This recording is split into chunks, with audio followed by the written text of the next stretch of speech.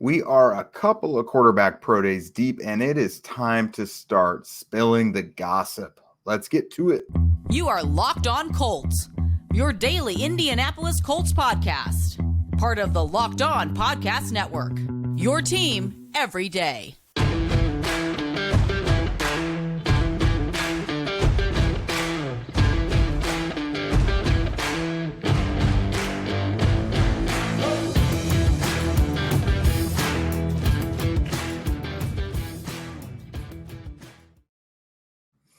All right, what's up, everyone? Thanks for tuning in and making us your first listen of the day. This is your daily podcast covering your Indianapolis Colts, part of the Locked On Podcast Network, your team every day. I am Jake Arthur, joined by Destin Adams today. You know the two of us from horseshoehuddle.com, and Destin also from the Saddle Up podcast with Stroud and Destin over at Horseshoe Huddle. Today, the NFL Draft now has the CJ Stroud and Bryce Young pro days in their back pocket. A couple more of the big ones left to go. But Destin and I were actually on site in Columbus at Ohio State for Stroud's pro day. And then Destin's co-host with their podcast, Shad, he was on site for Alabama's today. Sorry. My brain totally zapped out at that point. So no, Destin and I were at Ohio State yesterday. Shad was at Alabama today. So we're just going to kind of collect our thoughts, let you guys know what we're thinking as far as where the quarterback hierarchy goes right now, and then just kind of some other nuggets of things we now think in terms of the NFL draft. So first up, Destin, Stroud's pro day yesterday went really well. The Carolina Panthers were out in full force. 11 people from their team were there on site. Frank Reich just looked like a proud papa, literally like taking cell phone videos of his son on the field. It looked like. So what are you thinking? We're pretty comfortable saying CJ Stroud might just be a Panther with the first pick coming up in April, right? Yeah, I mean, if Frank Reich has a say, that feels like who it'll be. I mean, Carolina is doing exactly what they're supposed to do. They sent 11 men to Alabama today as well, had dinner with Bryce Young as well.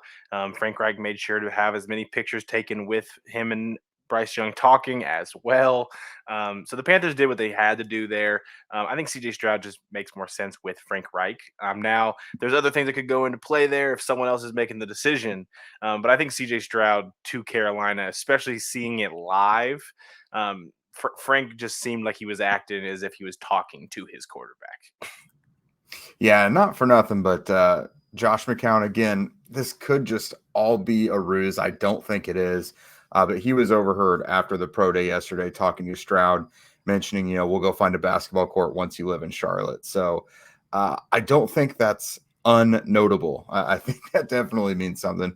Of course, there's still a month and change left to go of studying for all these guys, but it just feels very right to connect Stroud to Carolina right now. Yeah, and everyone's assuming they're talking about a basketball court. That's possible. I would love to think that they're talking pickleball. I'd love to just imagine Josh McCown and CJ Stroud just going at it in a pickleball match. But I did hear that. I think the part where, I can't tell if he says it in that clip. You can hear almost all of it. It's the live part. I don't hear that specifically, but I think you could allude to it. But he does say, we're going to have to find a court when, and then that's when it's weird. So I mean, I'm assuming they're going to fly him out eventually as well. So he could have said when you're in Charlotte, but I mean, I don't know. I mean, it all seemed like being there in person yesterday. Like I said, it just seemed like they looked very comfortable with CJ Stroud, but who knows? I mean, we'll get to hear from Rashad a little bit in a while this week about what his thoughts were being there today. And he got to see all again. Like I said, the Panthers did what they were supposed to do, and they sent the exact same 11 that were in Columbus yesterday all the way to Tuscaloosa to Alabama. Yeah, so of course, Bryce Young's pro day, by all accounts, went just as well as Stroud's, if not even a little better. Again, people keep harping on the size thing. It's not about the height. It is very much about the weight. I think a lot of people are on board with the height. They can get around it now. He's been small the whole time he's been a quarterback, so it's nothing new for him.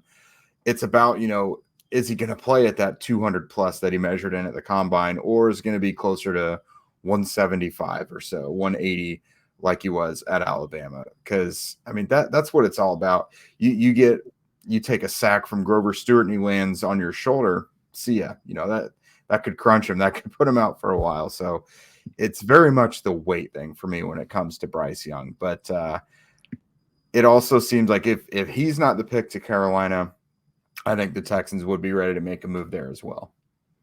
Yeah, I mean that's been like the word just about the entire cycle is that it's just like the worst kept secret in the NFL is the Texans really like Bryce Young. I think Carolina, if they do elect that CJ Stroud as the guy, I mean, they would be doing just a malpractice if they didn't attempt to sell that they loved Bryce Young to, just to see if you could entice Houston to give you anything of your package you just sent to get to one back.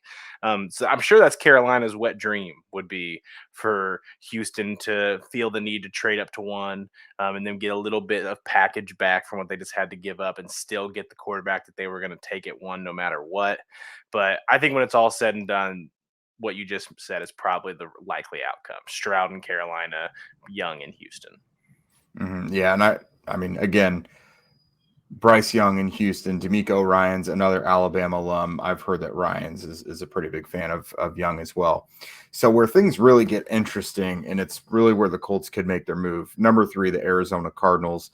They don't need a quarterback. Kyler Murray is recovering from an ACL, but there's really nothing out there to say that the Cardinals are going to go shopping for a quarterback. So, that's going to be the prime spot, whether it's the Colts potentially jumping up. There's teams like Seattle, Detroit, Las Vegas, Atlanta, Tennessee, Tampa Bay. Those are all potential teams that could eye that third spot, look for the future at quarterback, and make a leap in front of the Colts. So how critical do you think it is that the Colts need to make a move up in order to get a quarterback? Because, again, not everyone has the same quarterback rankings, but, the Colts' top 2 quarterbacks that they have on the board could be gone by then. And who knows, maybe they only like 2 or 3 quarterbacks. Yeah, I mean, so if you're asking me what I would do, I think the Colts should make the move to 3 now. Just solidify it. Don't let the dominoes fall because I think there is a crazy world where Carolina, the decision maker isn't Frank Reich, and they take someone that's not named CJ Stroud. And they take a Bryce Young, they take an Anthony Richardson, like any of these things. And that's when that 3 pick, like once it's known who is available, that 3 pick is worth more. And I'm sure Arizona knows this as well. And probably a reason why they may want to wait if they're going to deal that. But if I'm Indianapolis, I'm trying to entice him. I'm dangling Kenny Moore, who has a good relationship with Jonathan Gannon. They just had their center, Rodney Hudson, retire. You're probably going to dangle a Ryan Kelly over there as well. Like there's players that you can kind of fill some needs in Arizona now and get the swap done. And then you're just guaranteeing yourself one of the top 3 quarterbacks. And like you said, that everyone's boards are different. I mean, I've heard at least 3 different teams have different QB1s. I mean, I've heard CJ Stroud be a team's QB1. I've heard Bryce Young be a team's QB1. I've heard Anthony Richardson be a QB1. And then for Will Levis, I mean, I've heard him as high as QB2 on a team's board, and I've seen him as low as QB4. So the way that teams see these quarterbacks are very scheme centric. They're very different depending on who you ask. So we'll see how it falls. I don't think the Colts will. Like I feel like the Colts feel very comfortable at 4. I feel like that's the message that's being sent out. I feel like that's the vibe that's going around right now. I think the Colts feel comfortable at 4. Should they? I don't know, but I guess we'll see come April. Yeah, I think I would definitely encourage them to move up as well. But, just like you said, I think the Colts probably are comfortable with 4 because if they're able to land their quarterback and they didn't have to give up assets to trade up to number 3, then all the better. So let's say the Colts do stay there at 4 and the Cardinals stay there at 3 and pick Will Anderson or whoever. So you've got Richardson and Will Levis there. Who do you think the Colts would make their move for? I mean, I'm going to stick with Anthony Richardson. I mean, everything I've heard from a little bit of league sources as well as somebody in the building in Indianapolis, like I think they have done a lot of homework on Anthony Richardson even before the combine blow up that everyone has experienced. I think they see a lot of potential there. So I think they see him in a high light. And I don't think they look at Will Levis in a negative light. I've just heard more positive things from people I've asked about Anthony Richardson and the Colts. So I think they would go Anthony Richardson if he is on the board. I'm not on the team though that if a DEFCON 5 happens in Colts fans' minds and a Vegas or a Seattle or all these other teams that could trade up, jump them to 3, and they take Anthony Richardson. I think the Colts, like I said earlier, are comfortable at 4, and I still think they would take Will Levis. Yeah, I definitely see them favoring Richardson more because he just seems like so much of a Chris Ballard prospect. A little raw, probably not as raw as people think. He just doesn't have much experience playing at this high level. Only a handful of starts, of course, but just incredibly athletic with just so much room to grow. And Ballard just loves to get those guys who are the big potential guys with a ton of athleticism so that they can mold them into the type of player they want. And that's not really to throw down at Will Levis because like he's a fine prospect as well. He just happens to probably be the 4th among these top 4, but still worthy of a first-round pick. Yeah, I mean, I agree. I mean, if you look just to last year, if Will Levis comes out last year, he's probably in position where he's the first quarterback drafted last year. I think he has more traits that would have excited teams more than a Kenny Pickett, and he wouldn't have had this last year where he lost his offensive coordinator and had to run a little bit of a different offense, to say different to be the nice word to call it at Kentucky. But if he comes out last year, I think he's seen in a more high light by the Twitter crowd. So we wouldn't see as much of the negative fuel that's behind a Levis. And I know a little bit of his cringy moments fuel into that as well. But yeah, I mean, looking to last year, like I said, I think he would have been QB1 last year. I think he would have been a first round quarterback last year. And I think he's a first round quarterback this year, whether it's at 4 or he falls a little bit because the need at quarterback kind of falls off a little bit after that. Like we'll see. But I think he is a bona fide first round pick. Yeah, I mean, if that's who the Colts end up with, they certainly could do a lot worse. But before we talk further about what the Colts might do, who we think they might be interested in, I want to tell you guys about a really cool promotion from Built. The Built March Madness bracket is here. We know you guys have a favorite bar or puff from Built, and now it's your time to make it count. Go to BuiltMarchMadness.com to vote for your favorites. I'll be voting for that s'mores puff. I'm a big everything s'mores guy here. And if you don't vote for it too, then the Colts won't draft a quarterback. I don't make the rules. That is just how it works. When you guys cast your vote for your favorite bar or puff, you will be entered into a drawing where 50 lucky Locked On listeners will get a free box of Built Bars. And not only that, but one of you guys will actually win a 12-month subscription to Built, and that means they're going to send you a box of bars or puffs every month for a year, and that is just – if you don't have to worry about food on the go, all last summer I basically relied on Built Bars throughout training camp. They're very convenient, and they'll keep you fed. You guys have got to try Built Bars because they're the best protein bar ever. Seriously, they're so amazing you guys won't even know that they're good for you, which is really all that matters when it comes down to it. Run to BuiltMarchMadness.com right now to vote for your favorite bar or puff and pick up a box while you're there. You can vote every day in March, so hop in and support your pick. All right. With that said, we'd kind of mentioned a little bit the Colts Twitter crowd and some things that tend to get them stirred up. One such thing is Ohio State players. A lot of Colts fans are big scout the helmet type of analysts there. And, in recent memory, the Colts have brought in Malik Hooker in 2017, Tyquan Lewis the year after, Paris Campbell the year after that. The big gripe people have is these guys are always hurt, which those players, yes, to their credit, they got hurt a lot. They weren't necessarily injured, banged up players before, but it's really soured a lot of Colts fans on Ohio State players. But you and I were there yesterday, and there's a real possibility that more Buckeyes are going to be coming to the Colts this year. We don't know exactly who yet, but you and I have a pretty good gauge on some guys that they might be interested in. Destin, what did you pick up from our time there in Columbus yesterday? Yeah, I mean, I'll start with a guy that I think already just seemed like a good fit because of the athleticism and size, but seeing him in person, he just oozes a Chris Ballard edge rusher. Zach Harrison, very impressive in person, is a humongous individual. You buy in a little bit when you're there to like, oh yeah, I bet he can play anywhere on the defensive line. Big, long defensive end, is going to be able to play as an edge. He's going to be able to play on the interior. And I think he just showed a little bit of what he showed at the combine. He still didn't test the 40, like he didn't do it at the combine. So he kept that a little bit to himself. But I think when you watch him on tape and you see him in person, I don't think any team is wondering if he is fast enough for the position.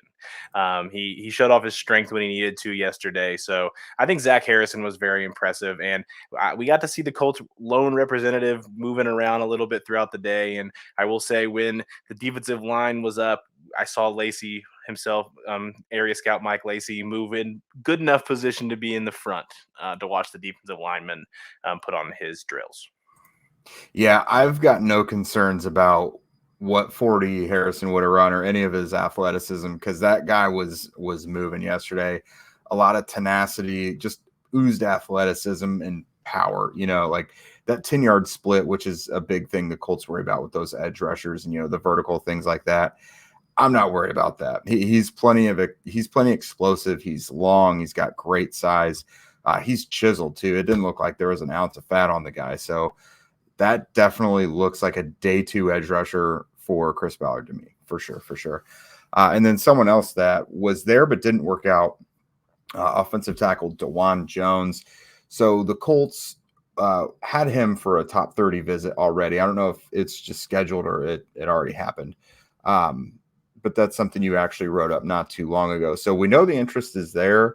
And we actually saw Lacey talking with Jones and his family after the pro day. So that seems pretty legit. Let's just say there's interest there.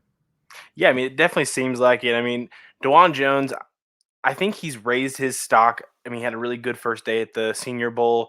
Ends up having concussion-like symptoms when he woke up for day 2. Was cleared of a concussion, but after the scare, just decided to kind of stay out and had a good enough first day that I don't think he felt like he needed any more practice reps there. Goes to the combine, doesn't test athletically in certain areas, but is there. Gets his size measurements and gets a little bit of the athleticism drills in. And I think he was already looked at after all these things as a fringe first round guy, most likely a second round guy. And I don't think he was going to raise anything at his pro day. So I don't blame the guy for not doing drills. I mean, I've seen some people on Twitter throwing around the, like, if they're scared to compete type things. And I think the memes are funny. Don't get me wrong. But I don't think DeJuan Jones is the guy I'm worried about because he didn't perform at his pro day. And I mean, like Jake said, we did get a witness, the area scout Mike Lacey, go up to DeJuan Jones and his family, and they looked familiar with each other. That's all I'll say. Yeah, no doubt. Yeah, and there's been a lot of buzz about him going, later in the first round, second round. The Colts are there at 35. That makes a lot of sense. My only question is, the guy is enormous. The Colts have a right tackle. The Colts seemingly have a left tackle. If Jones goes to the Colts, what do you do with him? Do you try him at right guard with Fries? Do you try him at right tackle and see what Braden Smith can do inside again at right guard? That was a small transition last year.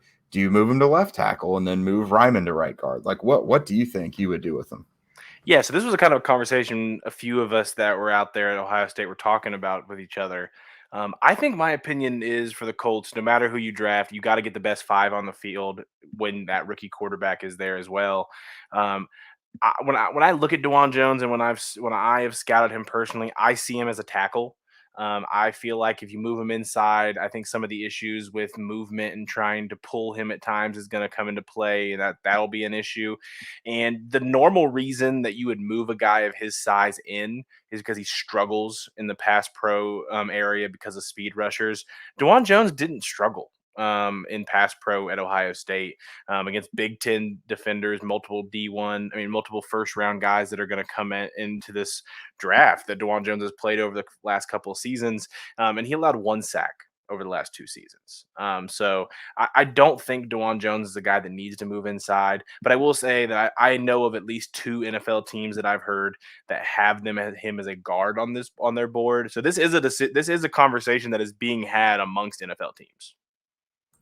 Yeah, for sure. So, man, him, Zach Harrison, that it leaves a lot. It leaves a lot to wonder what the Colts could do on day 3 if they even try and package things and move up again or acquire more day 2 picks. I mean, not day 3.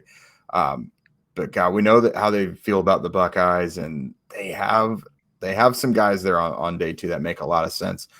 So I'll put you on the spot real quick. This is something that I think just emotionally hurts Zach too much to talk about, but it's a conversation that has to be had. So we discussed kind of the how things could ladder out at the top of the draft. Let's say the Colts don't pick a quarterback at 4. Let's say there's nothing that says they like all 4 of the guys enough to take them. And let's just say their guy is not there at 4. What? Yeah, I mean, that is. I understand why Zach hates that question. I do. I mean, I think the first step would definitely be if Chris Ballard has a reason to trade back, he's going to trade back. If you give the man the chance, you give the man the option. So I think a trade back is probably the first one. And when you're trading back from 4, like, you could pretty solidly get a really good package, especially if someone behind you likes that 4th quarterback that's still there. There's an option of you getting a first the following year, depending on how far you're willing to fall back. So that's probably where they would start. And then probably a best player available situation. I mean, there's multiple linemen at the top of this draft they could look at, multiple edge rushers. And who knows how far Jalen Carter falls. And I understand there's not a very big need there, but when you go best player available because of how bad we were this last year, that's how you have to just go best player. A few receivers that you could mention. I mean, we got to see Smith, JSN here from Ohio State yesterday. He's a guy that I think has submitted himself going high as well, and has that Ohio State helmet that Twitter doesn't like, but Chris Ballard seems to like.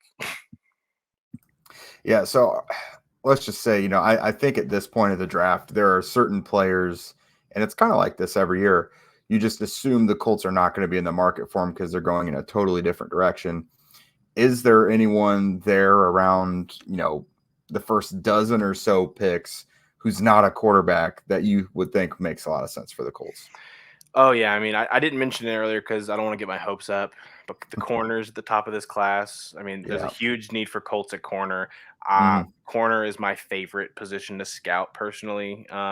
Just all the ins and outs of it. I mean, Christian Gonzalez from Oregon, super athletic and the kind of guy that you want to bet on that early if you're going to go a guy like that. I think Devin Witherspoon's a guy who's really aggressive and is going to be fun at the next level as well. I don't know if he fits the Colts as much as a Gonzalez does, but lots of really fun corners at the top of this class. I mean, Joey Porter Jr., father Joey Porter, obviously, a guy who is also going to be a lot of fun in this class. But I think Christian Gonzalez is the name I'll roll with. That it doesn't seem like it's possible at all. But if the Colts decided to go your route, Jake, which is going to be called like Twitter's depression, and they do not take a quarterback, I mean, Christian Gonzalez after a trade back, like the corner lover in me would like still be upset that we didn't draft a quarterback, but like, how would I not smile? Right, exactly. No, I think Gonzalez makes too much sense. He looks like a Chris Ballard corner through and through. Yeah, you're looking at Tyree Wilson. We don't know in this scenario, I guess Will Anderson could potentially be available as well. So there's some intriguing names there, but it's just one of those things you haven't even given it much thought because it's like, okay, obviously the Colts aren't taking them, but yeah, it's going to be crazy. But the fun thing is we have another month and change to twirl all these scenarios It's not around. over yet. The wait is not over. No, absolutely not. So we're going to wrap up shortly, but let me talk to you guys about FanDuel real quick first. So the tournament is heating up. You know, we're a couple rounds through. Things are getting real. And now it's the perfect time to download the FanDuel, which is America's #1 sportsbook. Because new customers get a no-sweat first bet up to $1,000, there's no better time than right now to go ahead and grab that app. That means bonus bets back if your first bet doesn't hit. Just download the FanDuel Sportsbook app. It's safe, secure, and super easy to use. Then you can bet on everything from the money line to point scores and even the amount of three-pointers that are going to get drained. Plus, FanDuel even lets you combine your bets for a chance at a bigger payout with a same-game parlay. So don't miss the chance to get your no-sweat first bet up to $1,000 in bonus bets when you go to FanDuel.com/lockedon. That's FanDuel.com/lockedon to learn more. Make every moment more with FanDuel, an official sports betting partner of the NBA. Okay, so that was a mouthful. And on that note, that is it for us today. We'll be back with you guys next week. We're going to keep diving into all this draft stuff. Maybe the Colts will continue getting a little active in free agency. Their latest move, Isaiah McKenzie, wide receiver previously from the Bills. Zach broke that down the other day. The biggest thing for us with Locked On and Horseshoe Huddle right now, we are on the Pro Day circuit, everyone. Hopefully you've seen on Twitter, but basically I'll just give you a quick rundown where we're going to be coming up this Friday. So the day that you guys are listening to this, Destin here is going to be at Kentucky watching Will Levis, and Andrew will also be up at Notre Dame. And then on Monday, when Pro Days continue, Destin is hitting the road again, perhaps with our colleague Drake Wally over at Ball State. And then Tuesday, Destin, again, we're running this guy ragged. He's going to be down at Louisville. Wednesday, Shot is going to be back out as well. He's going to be at LSU. And then Wednesday, Zach will be out at Maryland. And on Thursday, I will be out at Tennessee. I don't expect Hendon Hooker to work out or anything, but I'm sure he'll probably be there to talk to at the very least. They got a couple wide receivers worth looking at as well. So if you guys are enjoying draft content, we're going to have an enormous amount of it for you guys. Follow again at the Destin Adams on Twitter, at Locked On Colts, at Jake Arthur NFL, and at Zach Hicks 2. Also, subscribe to Locked On Colts on YouTube, as well as Horseshoe Huddle on YouTube as well. We've got a couple great podcasts, Destin and Shot included in that. And then, obviously, we would love your guys' ratings and reviews as well, especially if you're enjoying the show. Only 5-star reviews, please. Only the nice ones. The bad ones, those can get a little, those can get a little ugly. So, people tend to misunderstand our former host and pin that kind of stuff on us. So it's a new leaf, new reviews. Let's do it. And again, thank you guys for making us your first listen every day. Now make your second listen Locked On NFL Scouting with the Draft Dudes. From free agency to the draft, salary cap management, and all that. Join NFL experts Kyle Krabs and Joe Marino as they take you through what it's like to build a successful NFL franchise every Monday through Friday. Find Locked On NFL Scouting with the Draft Dudes wherever you get your podcasts and on YouTube, part of the Locked On Podcast Network, your team every day. And in Zach's words, we will see you guys next week.